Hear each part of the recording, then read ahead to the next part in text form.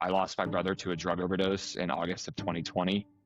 And I got that phone call while I was filming TV. So that whole moment is actually an episode of television.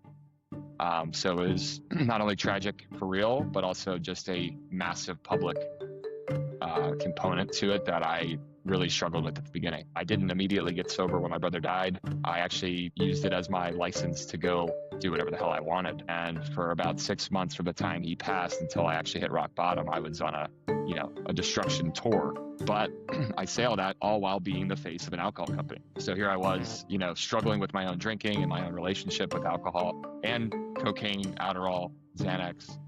The come up and the come down. It was just this constant roller coaster. But I realized when working in the alcohol industry, it was eye-opening once I got sober. All right, welcome back to another edition of Finding New Waters. My name is B. Reeves. I'm the Director of Business Development here at New Waters Recovery in Raleigh. Sitting here with our CEO, Justin McClendon, and want to welcome our very special guest today, Mr. Carl Radke. Welcome, Carl. Thank you, guys. Great to be here. Yes, great to see you. Thank you for being. Where are you right now exactly? I'm in Brooklyn, New York. Okay, nice. So I did a quick search of you. Actually, we've met in real life. About 6.5 years ago. We might get to that here in a second. But so your soft bar literally just opened. Is that right? Yeah, we opened to the public yesterday. So I got a bar and cafe in Brooklyn that we serve premium coffee, but we also serve non-alcoholic beverages, or what we call soft cocktails.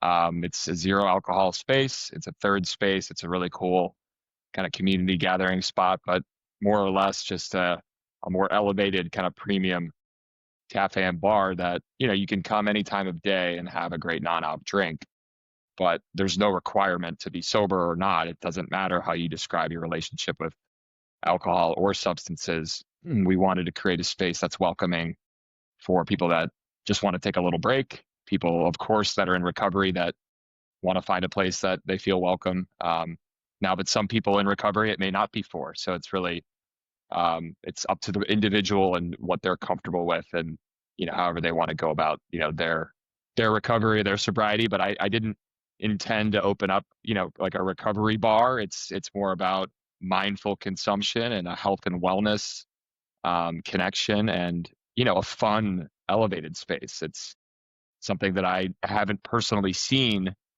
in most major cities, is like a all-day cafe that's cool and fun and doesn't serve alcohol. I think that's really cool, and Yeah, I can't wait to come check you out. Where in New York? Where in Brooklyn? So I'm in Greenpoint, Brooklyn, which, for those that aren't familiar, it's adjacent to Williamsburg, which is what a lot of people I think of when they hear Brooklyn.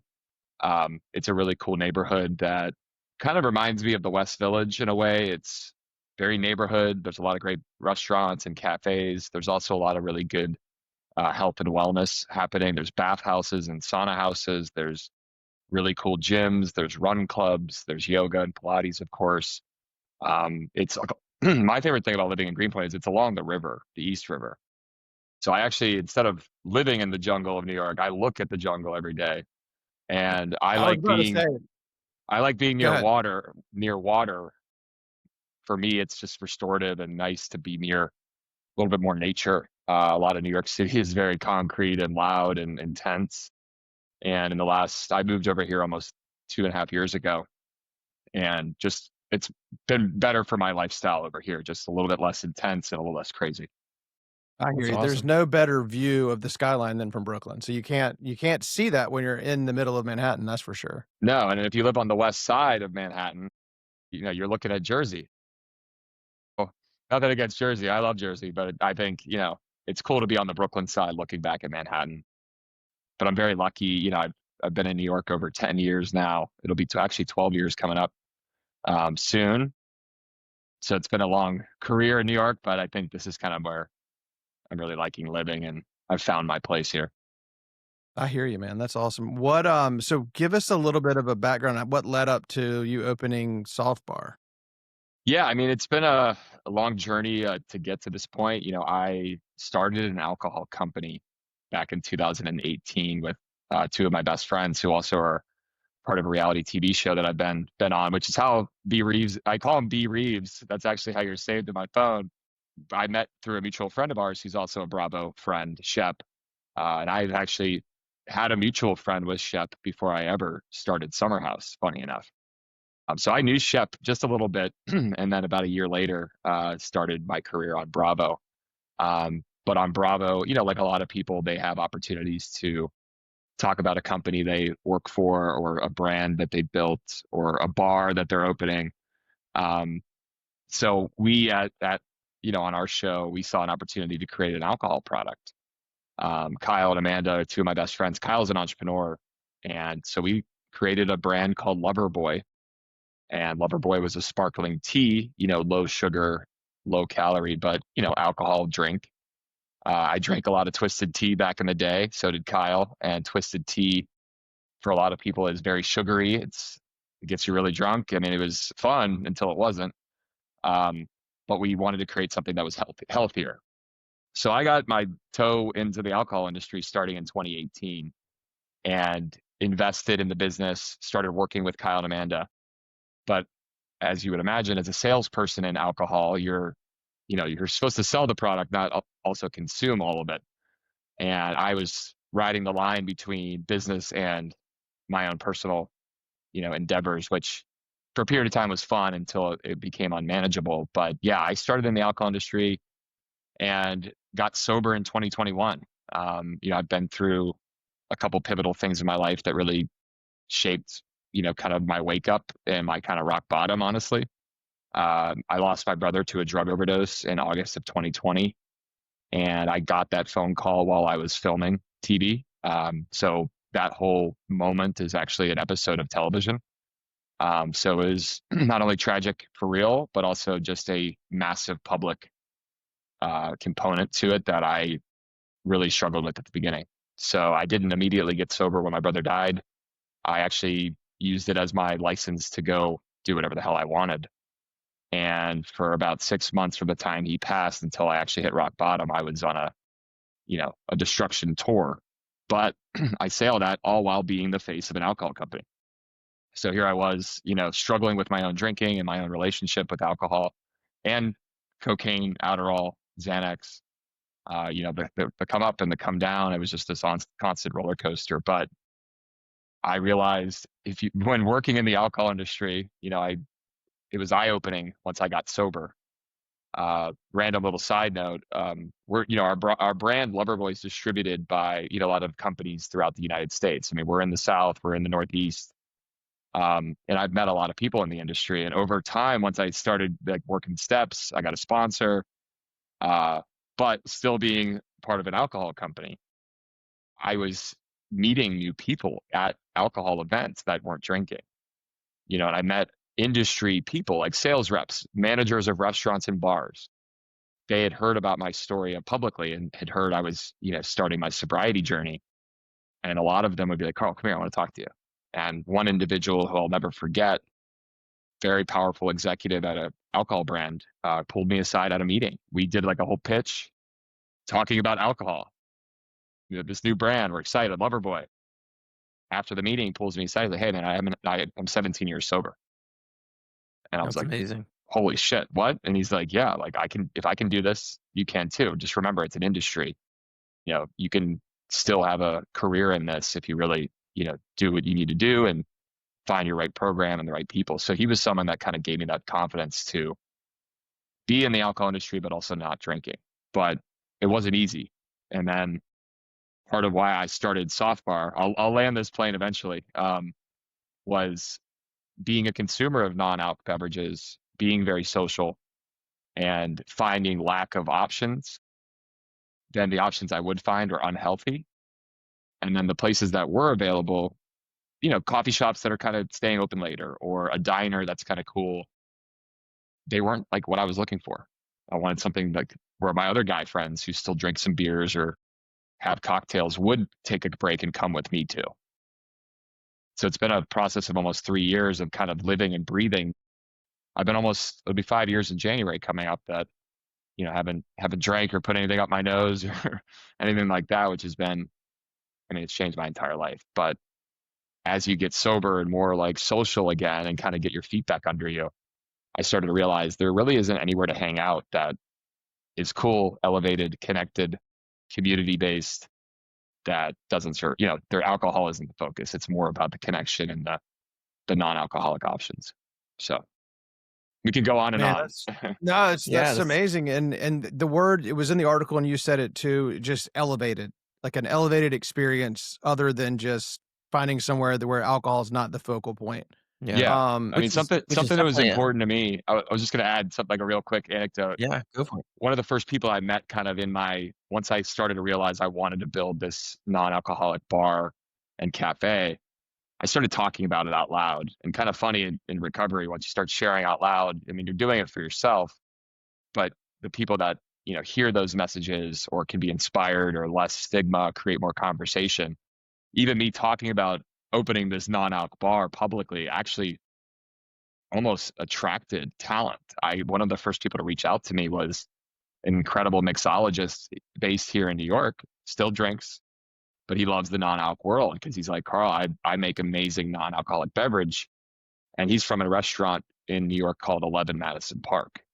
And I mean, I definitely highly recommend Googling. It's known as one of the better restaurants in the country. And he sat me down at the bar and served me a non-alc drink. And he said, Carl, just because you don't drink alcohol doesn't mean you deserve a lesser experience. And I was like, almost jumped across the bar and hugged him. I'm like, that's what I'm looking for. Because I feel like an afterthought. I feel like you're not seen, and I still have felt like there's so much more opportunity to really elevate the offering and the drinks that we serve, but also how it's served, the glassware. It just feels like you're a part of it. It's, so something along those lines. Sorry to cut you guys off. No, man, this is No, all it's very great. cool. Yeah. Yeah, I mean, I just love the idea because it is true. I mean, I can't think of a place, or at least not here in Raleigh anyway, where you can go and get where it's not alcohol centric, or even a place that you go that doesn't necessarily serve alcohol, but it's cool enough that you want to go there. I can't think of one. No, exactly. There actually is one next to Raleigh Beer Garden that has come and I believe in gone. I was down at Raleigh Beer What? Garden about a year and a half ago for Loverboy. And a lot of the guests that, attended had said, Carl, you got to go down the street. There's a kind of a non-alc wine bar. And I was rooting for them and wanting them. And I don't think they survived. And I've seen this happen in some other cities where it's just non-alc drinks from like 5 to 10 p.m. on a Thursday, Friday, Saturday. And that's cool. It's great. But you also got to run a business too. And what I realize is it doesn't just stop at non-alc. You need coffee, you need juices, seltzers, other non-alcoholic kind of functional beverages, even tea, cacao, matcha. These drinks are all common in our kind of daily lifestyle, but why do they kind of get isolated just to the morning or at just coffee shops? What if we expanded that kind of menu in a cool space that you could come any time of day? So to your point, I think Raleigh's tried it. I don't know if it nailed it yet, but I'm rooting for them. I want more and more cities. I think that one thing I think we did here, I say we, the royal we in Raleigh, tried a kind of a pop-up thing. I don't think I ever That might have been went. what it was. I forget that Yeah. it had a cheeky name. I appreciate the fun kind of play on, dry something or, Yeah. something along those lines. I forget the name of it, but I'll look it up and text it to you. But I think it's sadly shut down after like maybe a year, but it might have been just a pop-up for a period of time.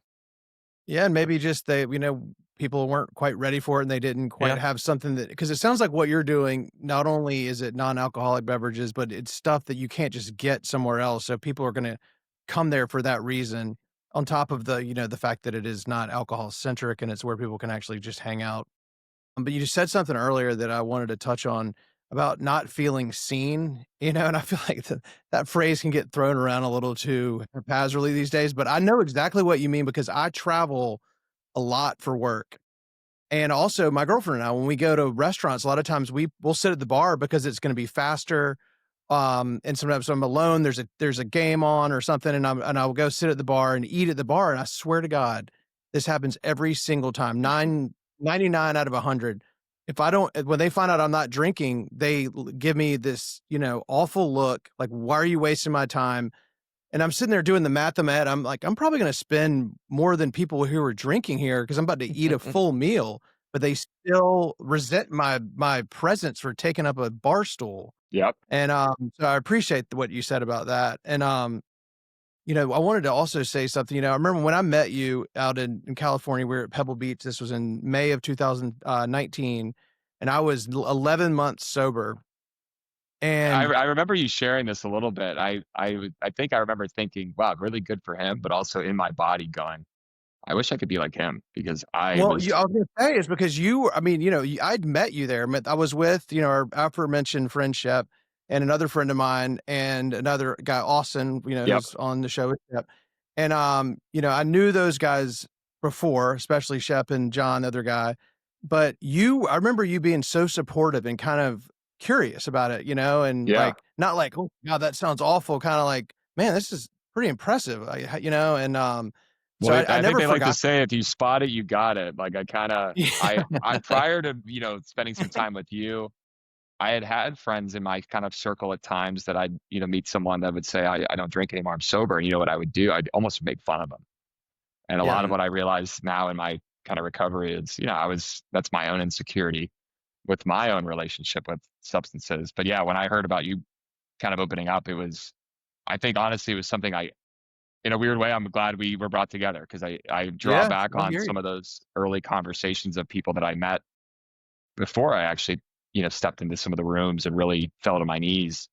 And it's funny, some of those folks, they've been like really inspiring to me without even realizing it, and I think that's what the beauty and the gift can be is, Shep obviously has had some fun. I know you guys probably had a great time back in the day, but you just seem so much more balanced and sound and just, yeah, you were 11 months in. I'm sure it was hard as hell at times. And I remember my 11th month, but you just had like a happiness and a general, like, I don't know. I was just on a freaking roller coaster that whole trip. And I remember you just being like, cool, calm, collected the whole time.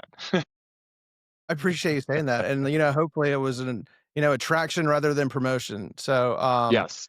yeah, I mean, I just appreciated how reacted to it, and I mean, in hindsight and even on it, on the spot, I appreciated the way you kind of looked Well, I at think a it lot of because us have had that kind of interaction though, like with a bartender or a waiter, a friend or someone who's, it's still very social, and this happens to me a fair amount. If I'm holding something and someone comes up, oh, what are you drinking? I'm like, oh, I'm having a soda water with lime, and they're like, really?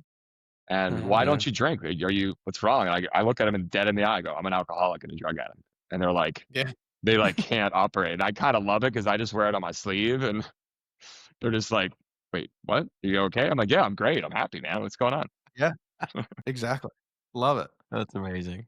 But it's not So easy. I think a lot of us try to find our way, people, places, and things. And a lot of us, when you're kind of looking for your community and people to spend time with, it can be hard to kind of find those new places that aren't as triggering or maybe not as, tempting. And I think hopefully with what I'm trying to do, and as this kind of shift is continuing on, just creating more of a welcoming understanding of various types of people's recoveries and sobriety journeys and how they're looking at their relationship. And the more I think we're welcoming of how people discover things. I mean, I meet people all the time and I know them very well, or their behavior I could tell, and they're like, I'm not an alcoholic. And I just like, yeah, no, whatever works best for you. But there's part of me in my body, I'm like, come on, man. I know somewhere deep in you there's something, you're really not willing to be honest about. But it was my hope to just really help this conversation, less stigma, more open honesty, less judgment. I think having a space like this, hopefully over time, will like create that fun, but also like it's all good, man. Like however you want to come in here, we're accepting you. We're going to serve you a great beverage that won't have alcohol. It'll have healthy ingredients. It'll make you calm and focused. But that's my hope is just kind of one step in the hopefully the right direction for our kind of culture around addiction and mental illness and sobriety and all that good stuff. I mean, that is amazing. I mean, that's exactly what we need. We need, less stigma, more acceptance. I mean, that's for sure. Well, congratulations on your sobriety, and yeah. also congratulations on the opening. Is there if it does well, I would assume, are you guys looking to expand and open in different markets? Yeah, no, I would love to bring this to another market. I think our team is really focused on the first 12 months here in Brooklyn. Trust me, I've been doing all the research on other cities and markets. I think in other warmer markets, in the South, I think of Charleston for this. I think of Raleigh. I think of Charlotte. Some of those really nice affluent neighborhoods where you have a healthier mindset or more wellness, but also even some of these younger markets and younger areas where the bar scene or club scene. But I think the stat is there's like 40,000 liquor stores in the US and around the same amount of bars. And I think about maybe a little bit less than that in coffee shops. So there could be like 10 soft bars. It's kind of my Yeah, thing. right? But we do want to expand, and you guys will hopefully appreciate this, but we're trying to build soft bar just one step at a time, one day at a time. I don't want to get too future tripped. I'm really enjoying the present moment we have. We got to operate our place. We've got to really take care of our customers.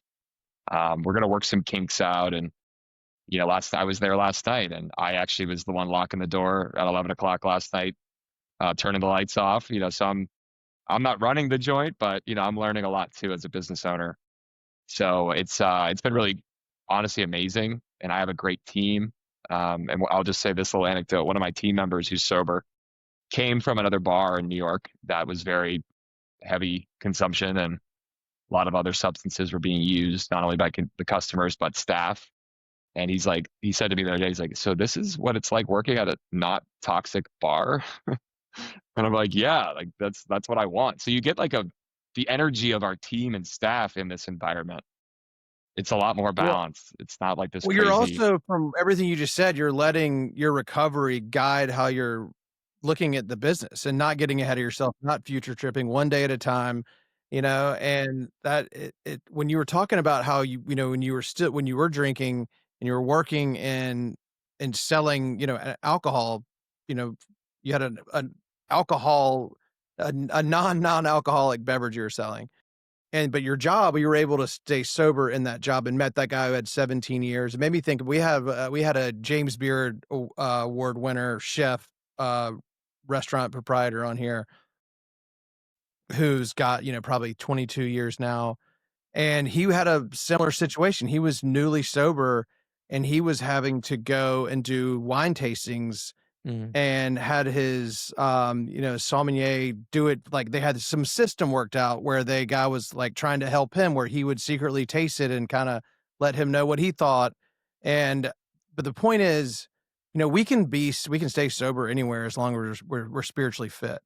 And what, when people ask me, because I'm a social guy too, and but what I don't do is try to do everything I did before I got sober and just go hang out in bars and drink ginger ale, or just go to, like, late nights and drink Powerade Zero. If I have a good reason to be somewhere, if I have a friend in town, I'll meet that friend at a bar or whatever, but I'm not gonna go post up at a bar at 5 o'clock on a Tuesday and sit there.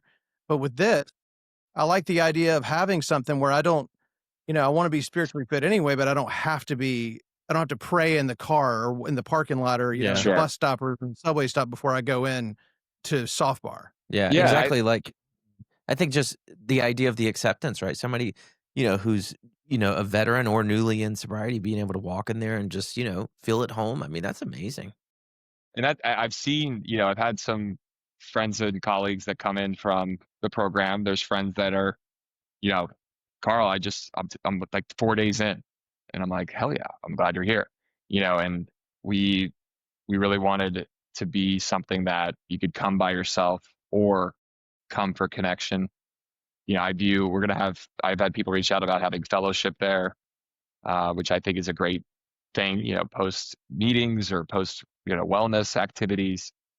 But I wanted something that, you could either come for connection or come for connection with yourself, and finding that space to sit down, kind of, feel like you're a part of the culture and like participating in life. And I've personally experienced in my early, sobriety was, where do I go? Who do I like? How do I like fit back in? And New York City is a different animal than some other major cities out there. But here in New York, especially, what was interesting is once I stepped through that door, there was a whole new city here for me. And I feel like this is another part of that kind of lifestyle for people like myself that is so important. And it's just been lacking, and I feel very lucky to be in a position to create something like this and really be passionate. It almost feels like my calling, and like I said, I'm very social. I love being out and about, but I've had my moments where I'm like, I don't really want to be here at all. I don't feel welcome here, even though I am. But I really, once I was at soft bar yesterday, watching some friends that came from, the AA community, some friends that are just taking a break, and they're all like, Carl, I feel so good here. And that makes me just feel that's like the best, is like that feeling they'll get of warmth and welcoming, connection, community, finding your people. And I think I looked over yesterday and there was people that were meeting each other, just sitting there talking, and I didn't That's facilitate so anything. awesome. And so this is the first day of like official business, but I hope to see more of that, as we get open more. That's amazing. And what you said too about getting sober in New York or any city, but especially I find that cities where they're wild and there are lots of where there's a huge party scene, usually the recovery scene is just, Incredible. Our proportionally large. We have an Yeah. amazing group of, the sober community in New York is very vast. You've got a lot of long timers, you got a lot of newcomers, but then this kind of advent of like this, this health and wellness movement, it's really catapulted a lot of other folks that aren't drinking but necessarily wouldn't go to AA. So I've learned a lot, just kind of like balancing, folks that are figuring out things for themselves. And I try to just be a person that, I really only know what works best for me. I'm not a doctor or a guru, but I certainly love helping people if they want, and are seeking a little support. I can direct them to a meeting. But I love New York because it's like when people tell me they're like taking that step, I'm like, I smile because I'm like, dude, we got the Tuesday nights in Chinatown. It's unbelievable. Wednesdays in Greenpoint. We go to Central Park on Saturday and do, a diner after the meeting. It's the best diner on the Upper West Side. My meetings that I go to and the people I have community with, it's like I look forward to seeing them. And it's a part of your lifestyle in New York. And I would say New York's the best city for meetings, truthfully, because the amount of all different types of people you encounter in the room, and the stories and the walks of life and the backgrounds and the ethnicities and the diversities, it's unmatched. So I feel very lucky, and I know some other cities aren't as, vast with options of meetings, but here in New York, it's been really good for me in that sense. Like I didn't realize New York could be so cool not drinking.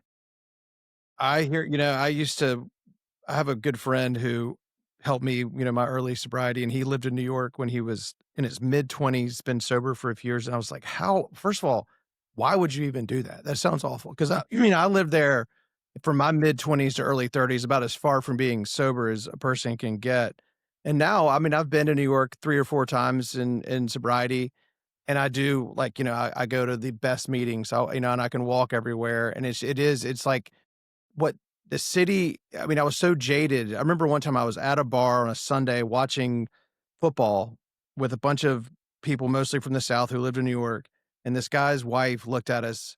She said, "There's really nothing to do in New York other than drink." And she was sorta kidding, but, like, also sorta serious, and we were like, "Yeah, you're right." And it's, the biggest city in the country. It's arguably the cultural capital of the world, Yeah. financial capital of the world, more museums, more cultural things to do, and I never did any of them unless one of my parents was in town, and I would kinda like, "Okay, I'll go to that play," or, "We'll do this thing," but otherwise, it was all I did was go out and party and, I was work, but I was gonna add, like, you said it best, because the museums, the art, the culture here, the food, the non-alc beverage, this city opened up for me once I stepped through that door. And funny enough, I do a meeting on Saturday morning in Central Park it's an area on the Upper West Side called Strawberry Fields. And it's right across the street from the Dakota where, the John Lennon tragedy happened. But there's a lot of like, I don't know, just like energy in this little section of Strawberry Fields. And my meeting meets there. And the first time I got brought to this meeting by my sponsor went way back when I first, hit rock bottom. I had the revelation at the meeting that morning, that I'd never been in the park sober before. And I lived in New right. York like 10 years at that point. I'm like, I've never been in the park sober, because I used to go to Sheep's Meadow. You pack a cooler, you day drink and walk through or ride a city bike, but I had never actually 10 toes been in this park. Sober, clear headed. Now I was like overwhelmed with just a feeling of like, okay, like this is where I'm supposed to be. The birds are chirping. I can smell things. I can hear things. I can see clearly.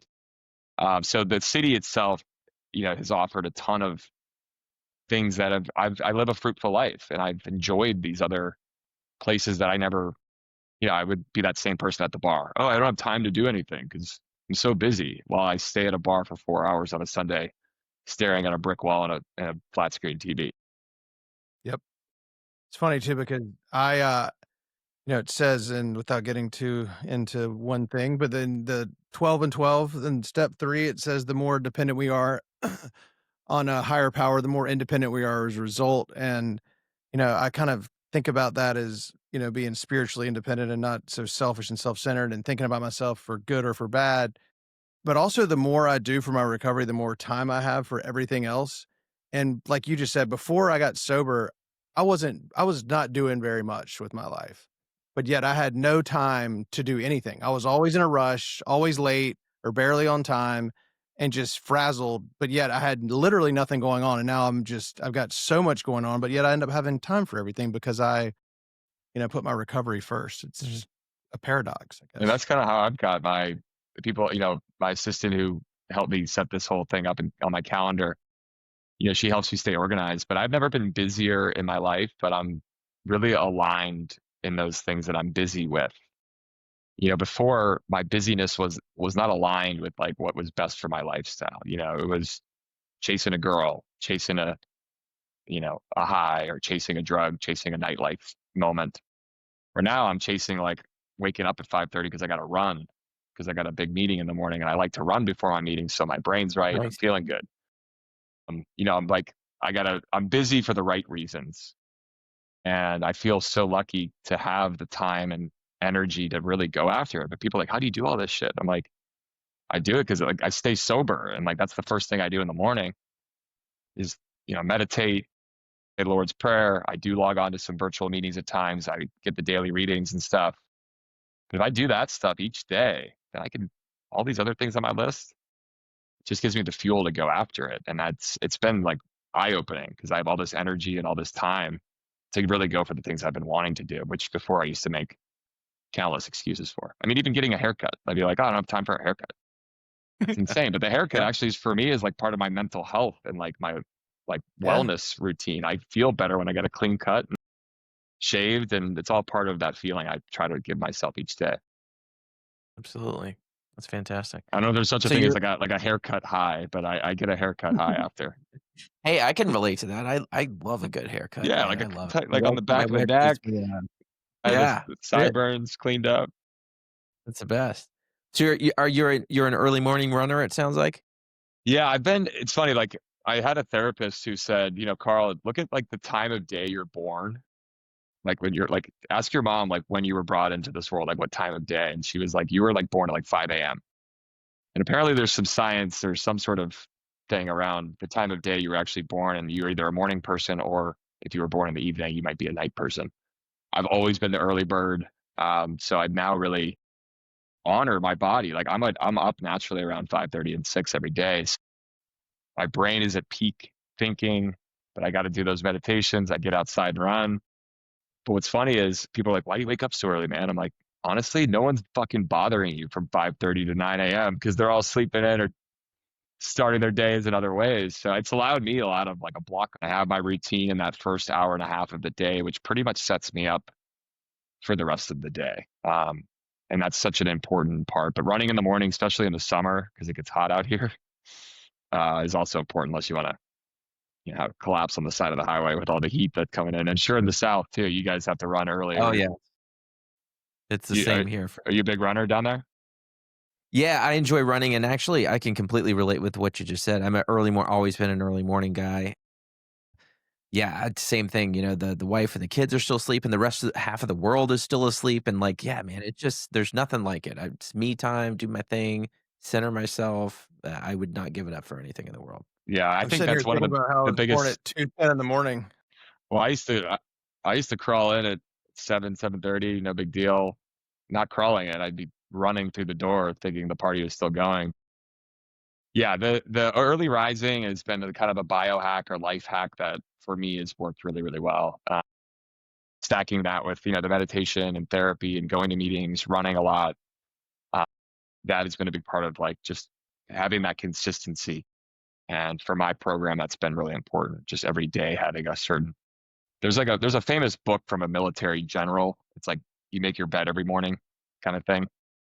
And I've been doing that even before I got sober, just because my grandfather instilled in me this it's the first task you accomplish of the day. It's, kind of that effort you put in. And as silly as it sounds, it does kind of set yourself up for, more success for that day. So I subscribe to that kind of stuff a lot.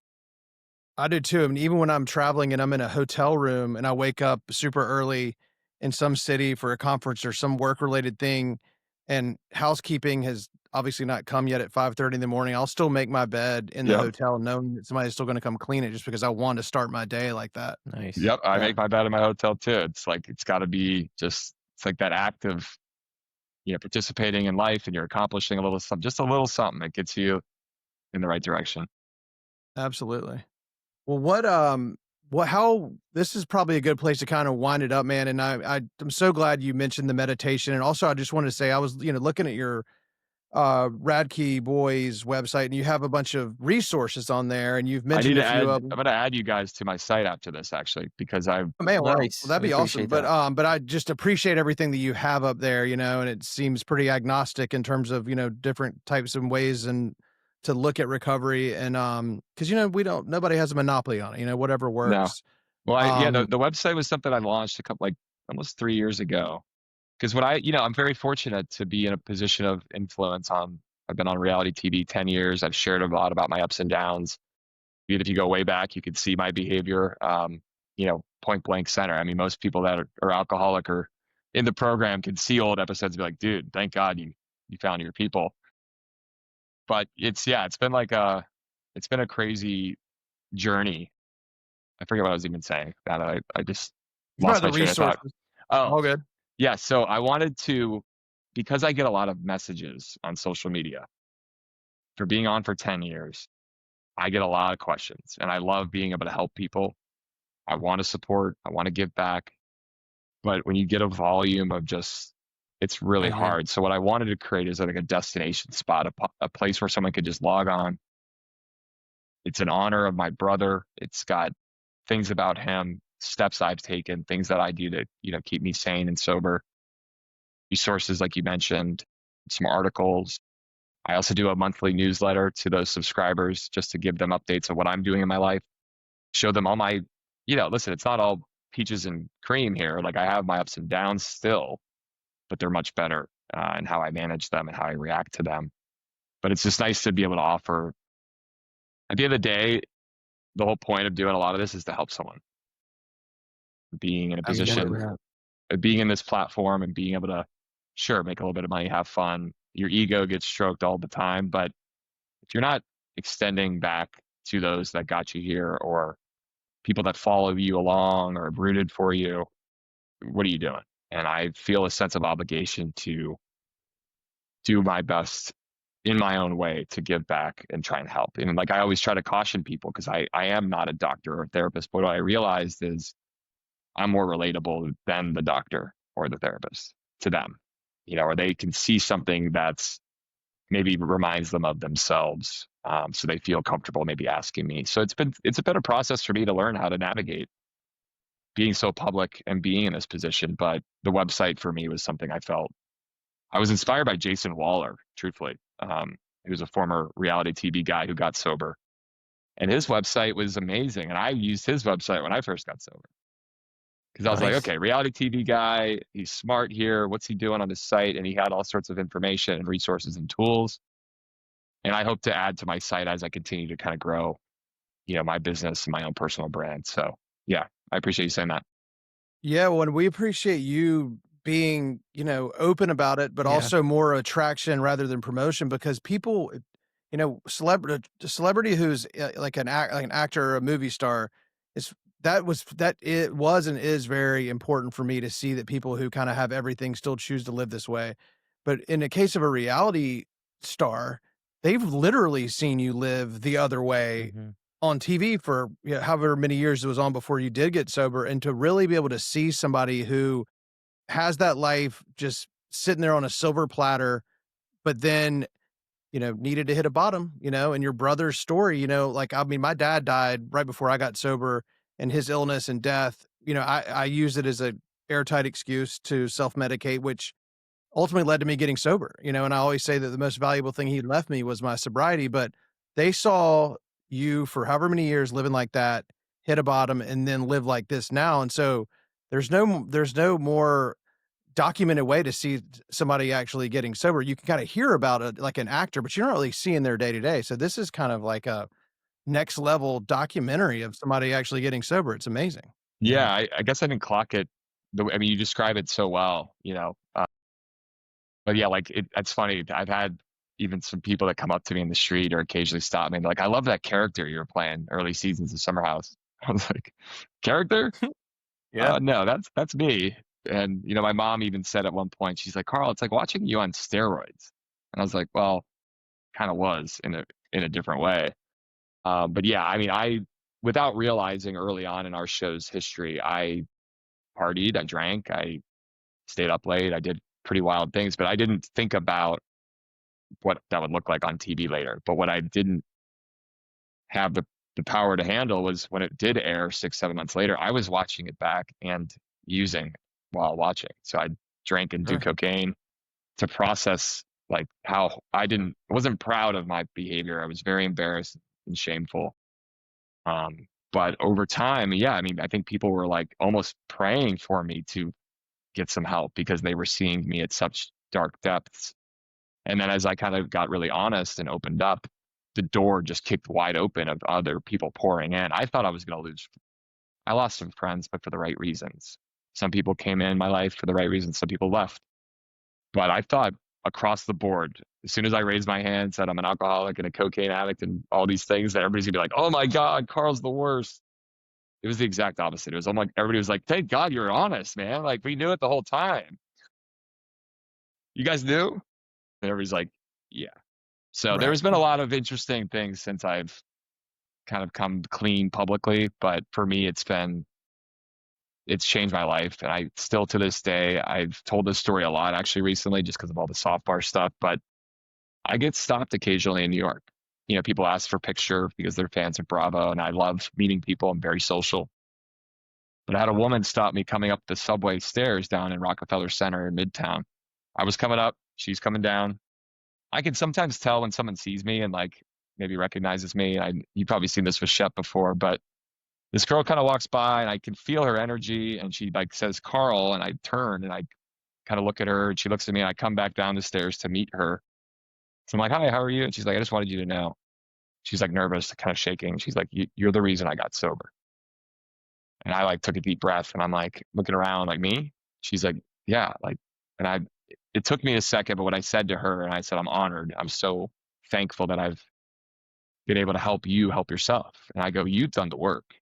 Give yourself some credit, be great, be gentle with yourself, but I'm really proud of you. But what I want you to remember is this, just like I impacted you without realizing it, you're going to impact someone in your life, a coworker, a friend, a colleague, because they're going to see you over time in these next few months, hopefully working a good program and becoming happier, healthier, more sound. And I think you're going to impact someone without even realizing it. And that's how it works. And she was like really touched by that. And we hugged each other and she was even crying. Yeah. I unlocked, it's probably a 2 minute interaction, not even. I walked up the stairs and I'm just like scratching my head. I'm like, just keep doing it. Keep going. Just keep doing keep working on myself, share out loud, be honest, find, that community, participate, show up for others. And that's what happens. Like, holy shit. And it almost makes me want to cry, honestly. Because I never realized, sorry, I wasn't expecting to get emotional. Yeah, it's amazing. Thank you I just never for sharing. realized being in a position of like, I signed up to be on TV to get drunk and have a good time, not to save someone's life, or inspire them. But as I've realized my role and where I sit now, I feel a deep sense of obligation to help other people because I'm in this position. if one person is helped or inspired or picks up the phone, that's why I do it. And for that to kind of come to realization in a Subway platform, it's just like that's what it's all about. So I feel really lucky. I'm very grateful that I've been in this kind of position to help someone. Man, I hear you. So And thank you yeah, for no, thank it you for gets being me. public. Thank you for being here. And that's the purpose of this podcast. If this just helps one person, it's all worth it. That's right. Exactly. Right. So, and I applaud everything you guys do. And I think something if I could just be completely open, is like, I haven't spent a life I haven't opened a rehab facility. I don't, I haven't gone to a formal rehab before. I was lucky. I worked steps and found my people that way, but I know how hard it is. I lost a sibling to really difficult disease, but the work you guys are doing and the difficulty in some of that and how hard it is, I almost feel like guilty that I haven't, my way of healing and giving back has been, I want to create this space. I want to create this community. But there's other work being done in addiction and sobriety and mental health and recovery that is so important and so powerful, but it's hard. And I have friends here in New York, Zach Clark, who runs Release Recovery, and I'm running the New York City Marathon in support of Release Recovery. So the money that I'll raise will actually give to an individual who can't afford, those services, whether it's counseling or rehab clinics or variety of services they provide. But I look at Zach sometimes and I'm like, this guy's actually doing it. What am I doing? I've started an alcohol company. You're doing it too, but man. we can't all do the same thing. It's definitely it takes a village, man. Amen to that. Yeah, it's just like there's like this juxtaposition sometimes in this world where I feel like I don't do enough and I get more credit than I deserve. And I think that's my own alcoholism talking to me inside and my own character flaws. But it's something that isn't lost on me. And I just wanted to let you guys know, like, what you guys are doing for recovery and for people that don't know how to start or don't know where to begin or can't help themselves. It's powerful. So thank you guys. Well, thank you for saying that. And thank you for all that you do. And thank you so much for being here today. And will you just tell our audience how they can find you, find Softbar, find Radke Boys, whatever you want them to know? Yeah, no, I mean, it's my whole life is an open buffet out there. I love, sharing. So, Instagram is probably where you can find a lot of my Softbar related things, but I'm at Carl Radke and I'm Carl with a C. And my last name is Radke. So you can find me on Instagram, TikTok, and then also on, LinkedIn is great too. If anybody professionally is looking to connect, I'm an entrepreneur. But outside of that, radkeboys.com. Really, if you're struggling or just want a little inspiration or want to read about someone else who's been through some shit, head to that site. There's resources, there's links. I'd love to add Finding New Waters because I have it located by state. So if you're in Pennsylvania or New Jersey or North Carolina, you have some resources you could tap into. And that's my whole thing, is I want to help direct and help facilitate as much as possible. So I find myself trying to help, send people to various places. But you can find me on all social platforms. And if you really like watching TV, you could find me on Peacock or Bravo. Nice. But hey, man, well, just thank you. Yes, It's so good to see you again. Look forward to seeing you in real life. No, if you guys come up to the New York City market at all, would love to host you guys at Softbar. It's funny. We have a podcast studio above the space that I am renting out to creators also, and I'm doing my own interviews up there. So maybe there's a world where we can have you guys come visit or do an episode. My whole thing is, I wanted to have these more meaningful conversations like we're having right now and get into the heart of the stuff. Some of these other folks' deepest, darkest, but how are you living now? And how are you living this fulfilling life? And what are the things you do on a daily basis?